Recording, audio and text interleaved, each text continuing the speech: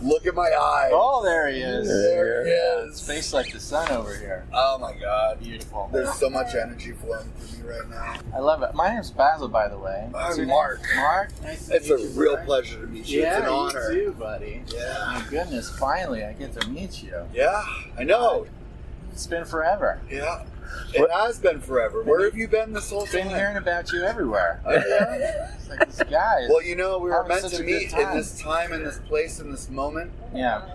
This was a singular event that was supposed to happen. It's never going to happen again. We're in it right now. Who knows if it'll ever Incredible. happen. I mean, I'm going to be Burning Man next year. You only get your first time once. Yeah, that's true. That's true. Excuse me. That's true. Why are we here? That's a good question. Okay, thank you all for coming. We are at Camp of the Unknown God. We'll tell you a little bit more about that, I think, in a minute. We wanted to do this little informal workshop, really fireside chat kind of thing, to talk about stories of the supernatural. In particular, kind of going to be focused on what this is my wife Ginny, what we experienced during our time living in the Philippines for 12 years, and some of the things that happened over there, which were pretty crazy a lot of times. But not only that, we also have some stories from other people that we know that have had encounters and things like that in the spirit world, in the higher dimensions, things like that. Compare what those things were like, and then just to have it just talk about it. Just thought it'd be fun to have this discussion. Now Basil's come, and I just invited him this morning. He has a podcast. He's actually planning on recording what we're talking about. So if that makes you uncomfortable with sharing, because this is going to be a discussion. If you don't want it to be recorded, just raise your hand or point to him, Let me know. And he'll 100% consent. Okay. That's what I like to hear. So before we get started, why don't we just go around and maybe have everybody just say your name, either your real name or your playa name, whichever one you want, and just something very brief about where you're from or something interesting or whatever, and then we'll get started. Okay? Shall I start? You start. Okay, my name's Basil. This is my 6th burn, and I've gotten to meet up with Camp of the Unknown God every single time, and I've had really incredible experiences. And yeah, as he mentioned, I have a couple of podcasts. You can ask me about that if you'd like. The best thing about being a podcaster is nobody cares what you do, and so I like to keep it that way. But been doing it for a very, very long time, and the most interesting thing about Burning Man is the other people, other human beings. So I'm glad everybody's here, and I can't wait to talk about weird supernatural stuff. I'm Jenny. It's my 2nd burn, and just amazed to see all the really cool stuff out. Very interesting. I'm Tyler. This is my 1st burn, and I am from just outside of Washington, D.C. So I'm also been really enjoying the people. That's my favorite part. Easily the winter. So. I'm David, 1st burn. Saying the people here are just so interesting and unique, and you just can't have these types of conversations anywhere else in the world. Yeah. I'm Brian. I'm from Communist Canada. Well, it's my 4th burn, and not happy to be here, but so many people showed up for this talk. My name is Derek. I'm from New Hampshire. I don't know what really else to say. Glad to have you here. Excited to be here. This is definitely something that I've studied for the last 20 years, so it's cool to meet like-minded people. I'm Barry Leo. We came from Boston with a group. We had never been here. Jenna and I. It's our first time yet. I was interested in it. It was, far back as I can remember, but just before we got here, I realized there was some high holy occult themes that I wanted to know more about. I was curious if it was as absolutely obvious as it seemed. So it was interesting to see. Jana, first burn from Maine, Boston area.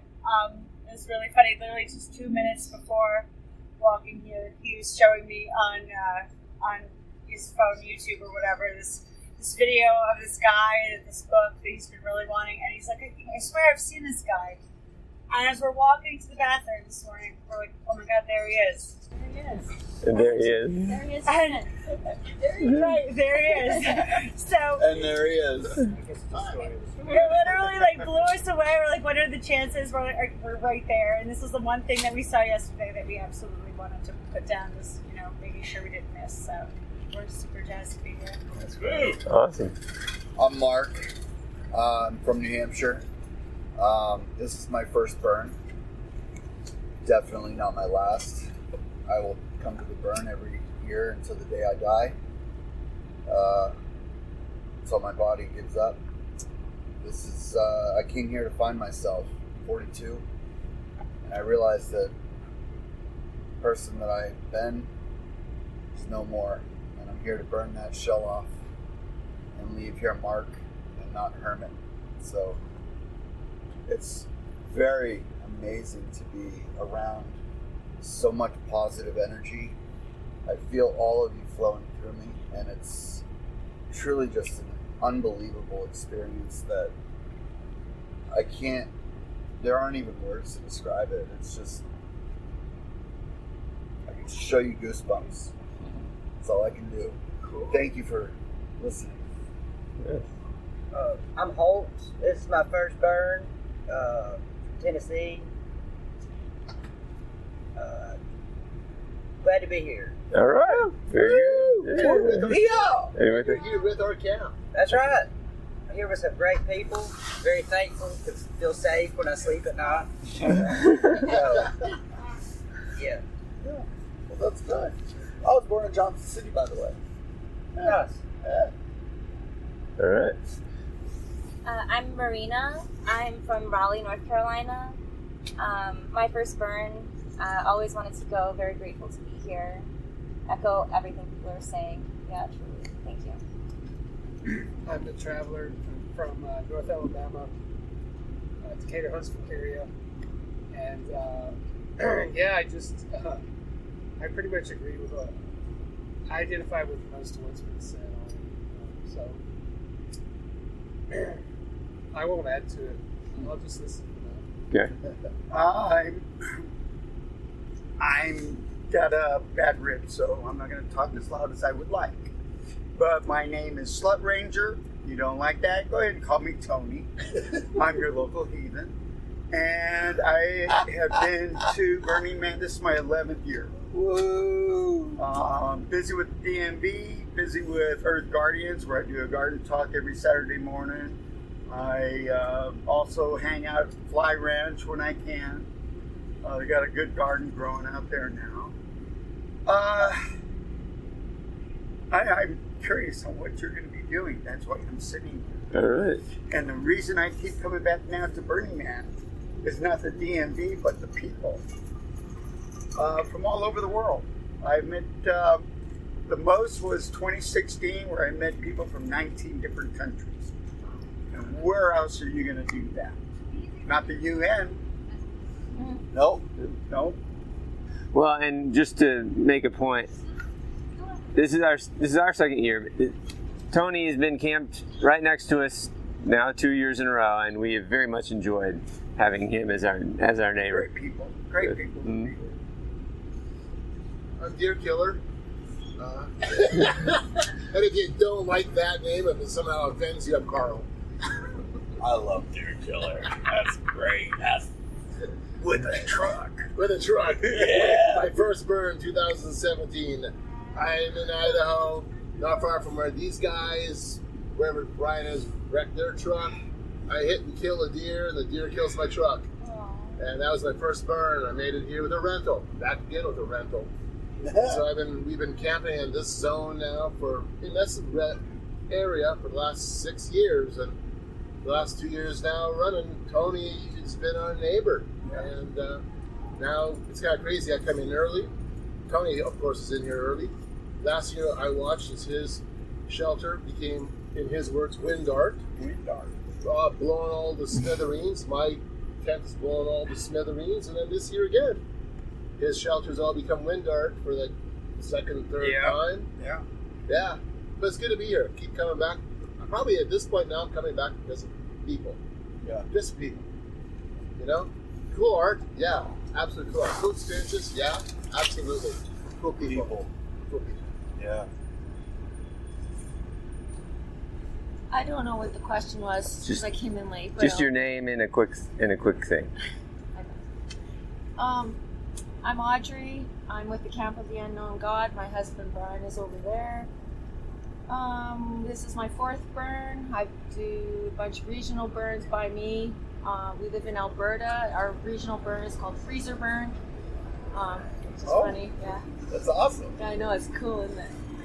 And I've done some virtual burns as well. I'm a social and cultural researcher, so I love coming to Burning Man and just hearing all the stories, seeing all the people, and just so many people out in the default world have a bad view of Burning Man, and when you're in on the inside, it's it's the people. The people are great, and so I like to stand up for this community when I'm out there, and I have studied out the supernatural as well, and so I'm very interested in what you'll have to say, and that's why I'm at the workshop. All right. Well, thank you. I'll introduce myself, and then roll right into it. I go by Padre or Padre Ranger out here. Ranger. I'm thinking about becoming a Black Rock Ranger next year. Part of Camp of the Unknown God. This is my lovely wife Ginny. 32 years. So amazing, incredible times, and it's been fantastic. We are coming at this from a Christian perspective because I love Jesus, and He's my Lord and my Savior, and He's been such an integral part of my life, and He's given me this incredible privilege of having supernatural experiences that I never imagined. I didn't seek them out. And so we lived in the Philippines for 12 years. Part of that time, we lived with a remote tribal group called the Palawano. Now, the Palawano are a group that lived on the island of Palawan that's right up on the South China Sea, the southwestmost island in the Philippines. And they're animistic jungle people. They built bamboo huts. Some of them actually lived in caves. They hunted and fished to get their food, and no concept of money, couldn't read or write. We went there to help them with medical work, teach them literacy, and we were able to stay in the village with them for 3 years. It was really hard on our children, particularly our daughters, to the point where we had to leave after 3 years. But the story I want to start off with, I'm going to tell some stories about what that was like in the jungle. But the first one I want to start off with is actually something that didn't happen to us in the jungle. It happened to us in the city of Manila. And this was the crazy thing about this is you'd expect the most of the supernatural experiences to be happening with all these people that are out there in the jungle. But in Manila, we had this one event. We had our 2 oldest were living in the dorm. Now, I'm going to set the stage for the way this happens. Our 2 oldest were living in the dorm in the eastern part of the city in a kind of sub-city called Antipolo. And we had come out from Palawan. We'd flown to Manila. We were staying at our mission guest home, which is in the center of the city. We checked out the mission vehicle, and we drove out and picked them up at their dorm rooms to take them out to dinner, because we hadn't seen them in like a month, or maybe a month and a half. So we went out, we picked them up, we took them to dinner at a local restaurant, and it was in the Philippines. It's not like here, where the daylight. It's always dark by 7 o'clock at night, and we ate, 6:30 or so, 7 o'clock. Ginny had the mission. She had the mission vehicle. She went to take our youngest daughter back to stay in the mission guest home, which is in the center of the city. And I told her, I'll take the 2 oldest back to their dorms out in the eastern part in Antipolo. We'll take a taxi out there, and I'll just sleep there, and then I'll I'll find a ride back the next morning. Okay, that's first part of the setting. Second part, taxis. If you've ever been to Manila or a lot of overseas countries, taxis are basically just 4-door sedans. Okay, and so the taxi, we went over to this taxi line, and it was really, really long, and it was probably about 7:30 at night, probably about 8 o'clock at night. Really long, and I'm looking at, it's going to be 2 hours to get a taxi, to wait in line just to get home. And I said, okay, I've been in the Philippines for 3 years now. I kind of know what I'm doing. That's what I'm thinking. There's these other guys, they're the unofficial taxis. They're not registered with the government. I'll just go grab one of those. So I walk over to one of the unofficial taxis, and there's a guy standing there. And I said, hey, we need to get home. And he looked at me and he said, are you going to Victoria Valley? I was like, yeah, kind of. I don't know how he knew that. He's like, oh yeah, I know where that is. I can take you there. 200 pesos? I said, sure. So we agreed on the price. Now, normally, when I would get in a taxi, I would actually get in the front passenger seat on the right side, because I like to be able to hear the taxi driver talk to him and practice my language, because I was, practicing, working on the Filipino language. Normally, I would have done that, but for some reason, this time we decided, all three of us, my daughter, my son, and me, decided to get in the back, and so the front passenger seat was empty. Now, my daughter, she was in 8th grade, and our son was a junior in high school at the time. And he's a real solid kid. He's not given to fanciful thoughts or anything. We get in. My daughter's sitting on the far left in the back of the taxi. My son is sitting in the middle, so he can see the taxi driver, the center console where the radio is, where the meter used to be, the broken meter, and there's just a little dim light that he had there, and the empty front passenger seat. And I'm sitting on the back right side. So we get going, we're driving along, and we go through a real dark area called Valley Golf, and it takes about 15-20 minutes, and as we're going along, I'm talking from the back right seat, I'm talking to the taxi driver in the front left seat, trying to talk loudly, again, trying to engage him, also don't want to get rolled by, a taxi driver or something like that. So we're talking, and while I'm sitting there conversing, I get a text message on my phone. And it's from my son, sitting right here on my left. Okay, I open up my phone, and he says, Dad, when we get to the top of the hill at the gate, let's get out there, and we'll walk the rest of the way. Now, from the gate, there's a guard at the gate, so we get to the gate, walking from there to get to the dorm from that spot, we're looking at about a mile walk through almost kind of pristine jungle, very dark. People could easily hide there. So I said, okay. So when we got up to the gate, I told the taxi driver, we're going to get out at the gate, and I'll just pay you there. And he said, okay, that's fine. So we went up to the gate. The guard opened the gate. We drove through. We got out. I paid the taxi driver his 200 pesos. Taxi turned around, went back through the gate, went down the hill. As soon as he was out of sight, my son said, he went, oh my gosh, that was the scariest thing I've ever seen. And I was like, what? What are you talking about? We're just in a taxi. He says, Dad, that was unbelievable. What are you talking about? He said, the taxi driver had put a little notepad on the passenger seat next to him. And he wrote something on it while we were driving. And then he put his hands back on the wheel. And then, in the darkness, in front of the front passenger seat, a little hand came out of the darkness and grabbed the notebook and pulled it back into the darkness. And then a few minutes later, the little hand came back out with the notebook and put the notebook back on the seat. And then the taxi driver picked up the notebook, looked at it, read it, nodded his head, put it back down, wrote another little note on it, put his hands back on the wheel, and the little hand came out again and got it. He said it happened 3 times. I did not see that coming. No, yeah. Yeah. I'll let that was going. Yeah. None of us did. Yeah. I have never had anyone adequately explain. I have no framework for figuring out what exactly that was. What could that have been? Anyone have any ideas? Sure.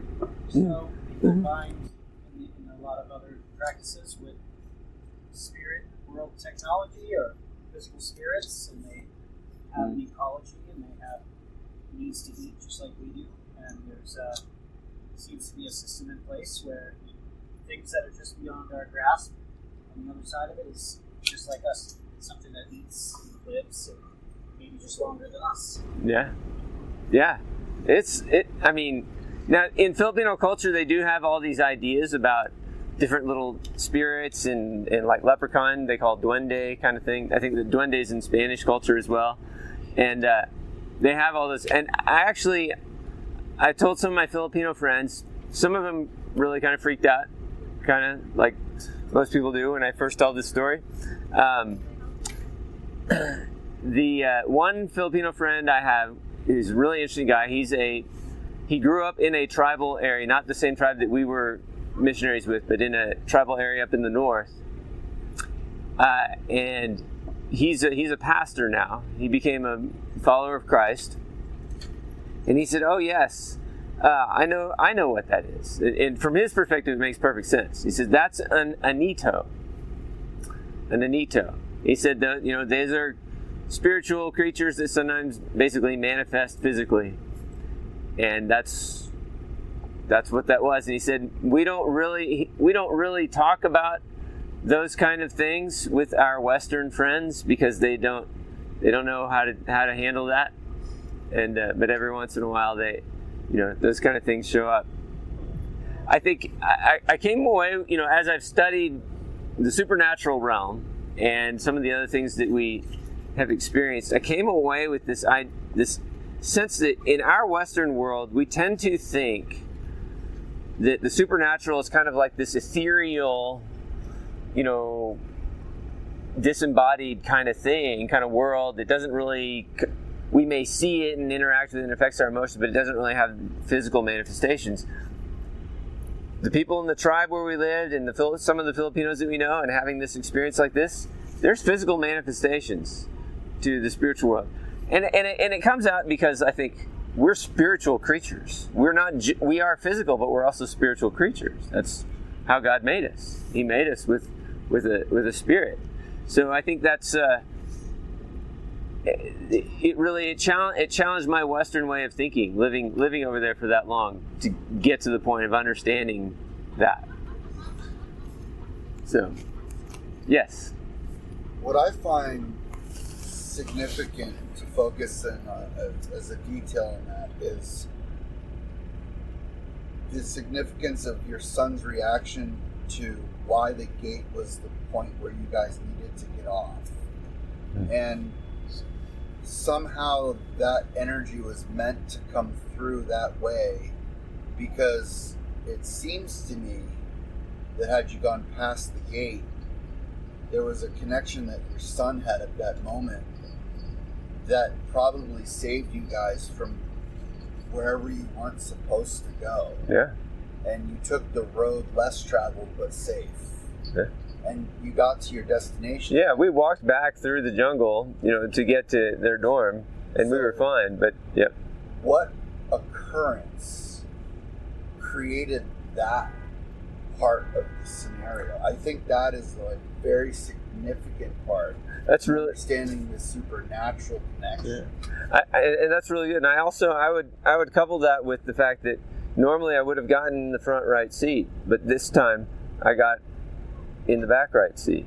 So you almost subconsciously felt a presence there. I look at it as the sovereign hand of God, God's hand of protection. He promises to protect us, and I mean, of course, evil can happen to His children at certain times, but in this case, His hand was on us and keeping us safe. I mean, I had a number of times, other times that we felt like he was watching out for us. Along your line, what you're saying about the gate, generally supernatural beings need an invitation. They need an invitation in. And I think your son and the gate, if you want to go down that road, was the point where if your son had not said anything, maybe would have invited it in. Yeah. There's a revoking of access. Yeah. I believe that That's it was really probably trying to grant itself access to you. Mm-hmm. And somehow your son detected that, and that emotion response was almost it was like reactionary, like something's wrong. So yeah, something channeled through him. Yep. Yes. Okay, I've had dealings with ghosts. Mm-hmm. What's the difference between a ghost and a supernatural? Well, I would say ghost, that is a supernatural thing. I mean, in this particular story, there was a supernatural manifestation in the physical world. And that doesn't always happen in dealing with ghosts. So, I mean, it can, but it doesn't happen. I grew up in a house where, the house I grew up in is in San Antonio, Texas. It had a name of the house called Fiddler's Green. It was named, Jonathan Wainwright was American World War II general in the Philippines. In World War II, MacArthur had left him in charge of Philippine forces when MacArthur was ordered away. General Wainwright was captured by the Japanese, was the highest ranking American officer held in as a prisoner of war. He was a 3-star general at the time. After the war, when he was finally liberated, he came back and they made him commanding general of Fort Sam Houston until he retired. And the house that he lived in, right next to Fort Sam Houston, my grandparents bought that house when he died, and that's the house I grew up in. And we always had stories. It was the house my dad and my uncles grew up in as well. They always had stories that his ghost lived in that house, and that there were stories about how they would have the lights. They'd see, the lights would come on and off, or they'd come on at night, or they'd hear the shuffling of feet, or walking in the house, or the tinkling of ice in a glass, because General Wainwright had kind of become a heavy drinker, maybe an alcoholic toward the end of his days. So there were all those kind of manifestations. My sister often saw things. I didn't see things in particular myself. My sister saw some things where she's like seeing a man looking in the mirror and seeing a man behind her, stuff like that. So I got born again as a believer in Christ when we'd been in the house about 3 years, and I had some people help me pray over the house and kind of just help some things, help me deal with my fears and all those things, and I kind of attribute that's the reason why I never really had the ghost experience actually appear to me. I was afraid of it until that point in time when I became a follower of Christ.